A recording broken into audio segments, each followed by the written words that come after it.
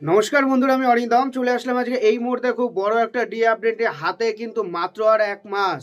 আজকে 7ই ডিসেম্বর, 7ই জানুয়ারি কিন্তু উঠতে চলেছে দীর্ঘ প্রতীক্ষিত মহার্ঘ ভাতা ডিএ মামলা, বহু প্রতীক্ষিত। তা সেখান থেকে অনেক কিছু আপডেট নিয়ে আসলাম। কজ লিস্ট কবে প্রকাশিত হচ্ছে, মানে কজ লিস্টে কত নম্বর কেস, কত নম্বর সিরিয়াল, এ টু জেড নিয়ে আজকে আলোচনা করব। বাট সেটা এখনো কবে থেকে সেটা জানতে পারবো। আদৌ কি 7 তারিখে কি শুনানি হবে না, আবার হবে না, হওয়ার চান্স কতটুকু, সেটা নিয়ে আলোচনা করব। সো ভিডিওটা কিন্তু খুবই গুরুত্বপূর্ণ হতে চলেছে। হাতে আর এক মাস পরে সুপ্রিম কোর্টে মহার্ঘ ভাতা মামলা শুনানি, ডিএ আশায় বুক বাঁধছেন রাজ্য সরকারি কর্মচারীরা। আর মাত্র হাতে এক মাস, সুপ্রিম কোর্টে উঠতে চলেছে রাজ্য সরকারি কর্মচারীদের ডিএ মামলা। এখনো পর্যন্ত যা খবর, তাদের 7ই জানুয়ারি 2025 কিন্তু ডিএ মামলাটা কিন্তু উঠছে। এর কজ লিস্ট এখনো প্রকাশিত কিন্তু হয়নি। 14তম শুনানি কিন্তু এটা হবে। 7ই জানুয়ারি যদি সুপ্রিম কোর্টে ডিএ বা মহার্ঘ ভাতা মামলা ওঠে, তবে সেটা মামলার 14তম শুনানি হবে। 13তম শুনানি হয়েছিল চলতি বছর জুলাই মাসে, বাট তাও হয়নি।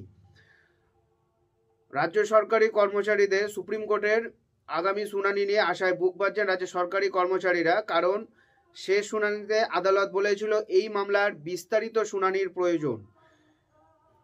কজ লিস্ট কবে হাতে পাওয়া যাবে? কজ লিস্ট মানে হলো গিয়ে আমরা কবে জানতে পারবো যে ডিএ কেসটা কি সেদিন উঠছে, উঠলে কত নম্বরে উঠবে, বিচারপতি কে থাকবে, কত নম্বর রুম, কত নম্বর সিরিয়াল, এ টু জেড আমরা আপডেট পেয়ে যাব। আগামী 2রা জানুয়ারি সুপ্রিম কোর্ট কজ লিস্ট দিতে পারে, তাতেই জানা যাবে ডিএ মামলা শুনানি কবে হবে। 2 তারিখে, কারণ এক সপ্তাহ আগে কজ লিস্ট দেয়। কজ লিস্ট নিয়ে বার্তা কনফেডারেশন অফ স্টেট গভর্নমেন্ট এমপ্লয়িজের সাধারণ সম্পাদক মলয় মুখোপাধ্যায় জানিয়েছেন, এখনই মামলার কজ লিস্ট আমরা হাতে পাবো না। সুপ্রিম কোর্ট বড়দিনে ছুটির পর 2রা জানুয়ারি খুলবে, সেই দিনই কজ লিস্ট দিতে পারে আদালত। সুপ্রিম কোর্টে এবার ডিএ মামলা শুনবেন বিচারপতি ঋষিকেশ রায় ও বিচারপতি এস ভাটি। এই মামলা প্রথম থেকে শুনছেন বিচারপতি ঋষিকেশ রায়। জানুয়ারিতে তার অবসর গ্রহণের কথা রয়েছে।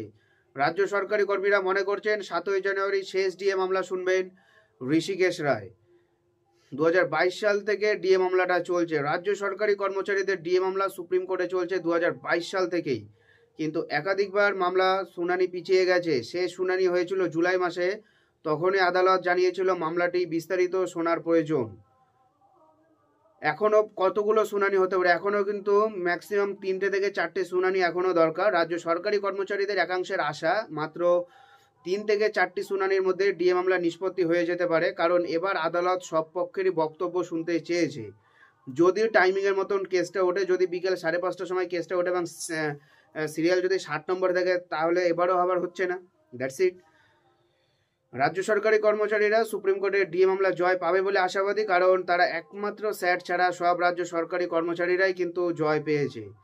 হাইকোর্টেও কিন্তু রাজ্য সরকারি কর্মচারীরা কিন্তু জয় পেয়েছে। এখন দেখা যাক 7 তারিখে কি হয়, সেটাই কিন্তু দেখার। অ্যাকচুয়ালি 2 তারিখ আসলে আমি বলে দেবো যে কি হবে বা না হবে। সো এটাই হলো আজকে এখনকার আপডেট। সো আপডেট পাওয়ার জন্য চ্যানেলটা সাবস্ক্রাইব করে আমাদের পাশে থাকুন। দেখা হচ্ছে পরের ভিডিওতে। ভালো থাকবে সবাই। নমস্কার, জয় হিন্দ, বন্দে মাতরম।